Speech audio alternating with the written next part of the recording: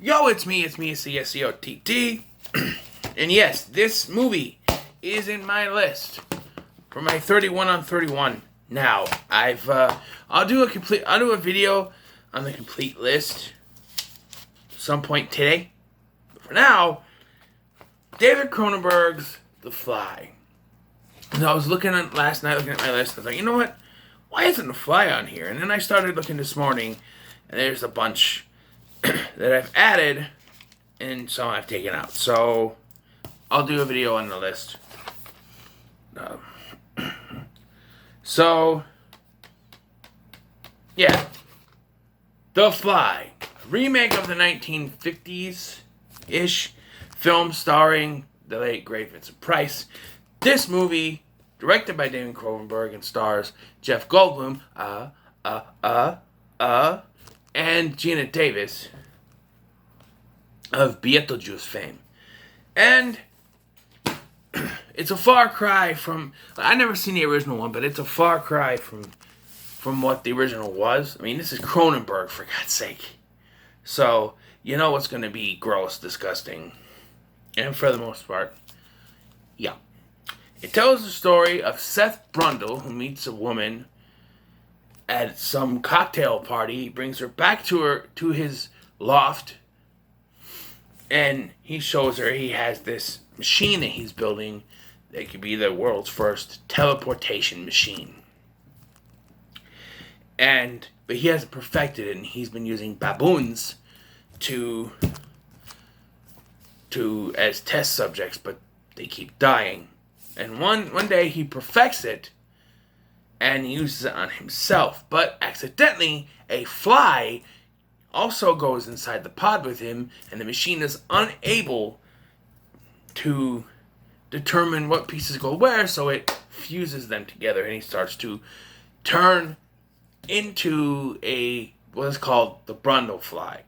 And he views it as a sort of rapidly decaying cancer, a rapidly acting cancer that is turning him into something else. Eventually he will die, but he is mutating into a human fly hybrid. And being a Cronenberg film, the effects are very gross. Do not eat. Okay. For the first half hour at least, you can eat while watching this film. But after that, I strongly caution it. It gets gross. In fact, I was going to have me an ice cream sandwich, and then I looked at the TV and was like, no, I'm going to wait till later. So, yes. So first and foremost, that loft, man.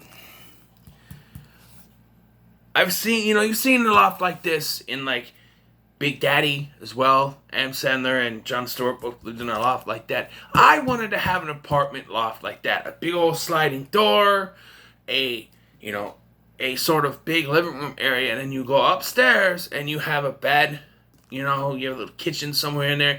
I wanted an apartment like that. I always thought that was kind of cool. And it's kind of like this too. I don't think he has a step that goes up. I think his bed is on the base floor, but I wanted the one that was just like in Big Daddy. I was a big old sliding door and everything. I just thought it'd be cool to have one of those apartments. I know it's probably like a cheap-ass apartment. People are like, that's very cheap-ass. You don't want that. Well, I kind of want that. And it's kind of like Jeff's loft from Blair Witch 2. I always wanted something like that. You have a big square area. You have rooms up the top. I wanted something like that. I wanted an apartment that was kind of like that. I like my apartment that I got.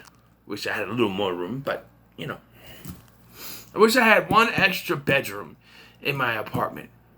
That way I could have a separate bedroom and then a room to do reviews in. And store memorabilia and stuff. Probably wall-to-wall shelves. Buy more Blu-ray, more DVD shelves. But, yeah, anyway, this movie is really good. It shows... It's really... It goes back to the old style of horror flicks from like Dracula and Frankenstein, and it shows the true horror is not scaring you per se, but the horror of turning into something, of being something that people don't want to be around, that doesn't look normal. Something like that, like Frankenstein type thing. Where, you know, you go back to Frankenstein, that scene with the little girl, where she doesn't care, but people, after he accidentally kills the girl, yes, it was an accident, I ain't gonna change my mind. The townspeople, because he looks the way he does, they go after him with torches and pitchforks and stuff. You know, it's kind of like that thing. There's not, like here, there's some idiot with a beard who gets his arm melted off, but yeah, the effects by Cronenberg in this film. Who did the effects? Did it say who did the effects?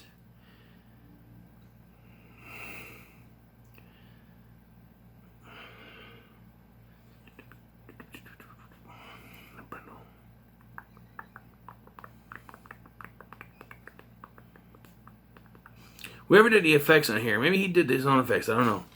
But they are great.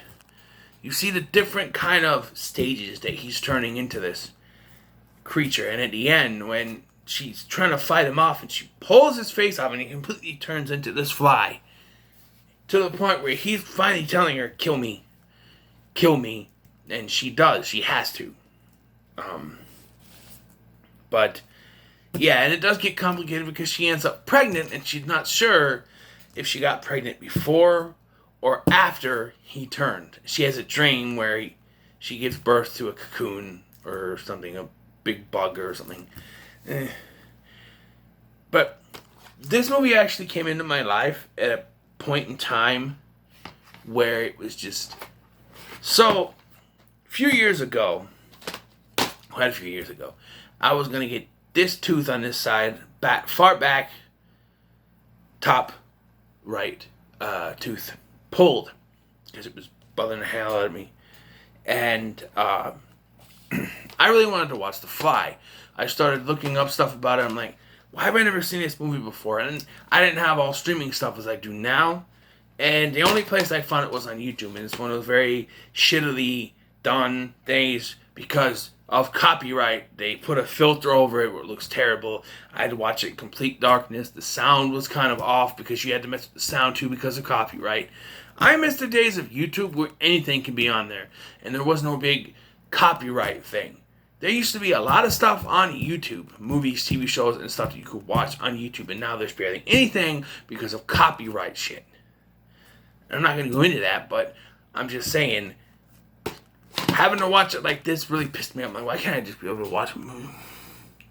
It was distorted and messed up, and it still left a kind of big impression on me as I was able to watch it, and I haven't just got my tooth pulled out. So I have a history with this, and then I eventually bought the DVD, and I watched it in a better quality. It is more enjoyable, I'll tell you that much. Jeff Goldblum, for all the hate that he gets for his performances in the Jurassic Park franchise, with that's Chaos Theory.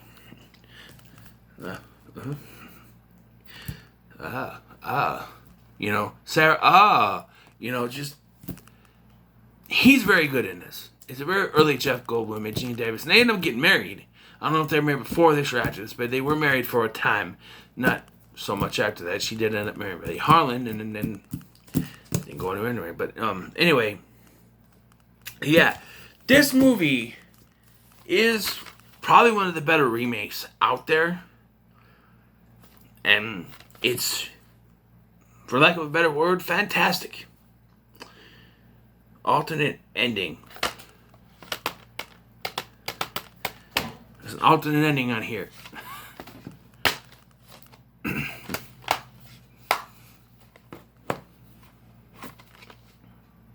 gotta do a top 10 alternate horror alternate endings. Maybe. If I can get 10. We'll see. But The Fly for me gets a 9 out of 10. It's really good. It's great. I can't, give it a 10 because I've been getting a lot of 10s this year watching these. But yeah, it gets a 9 out of 10 for me. So what are your thoughts on The Fly? In the comments below. Make sure to like, share, and subscribe. Thanks for watching. I've been Scotty. We'll see you in the next one. Matt, let me itch in my boob.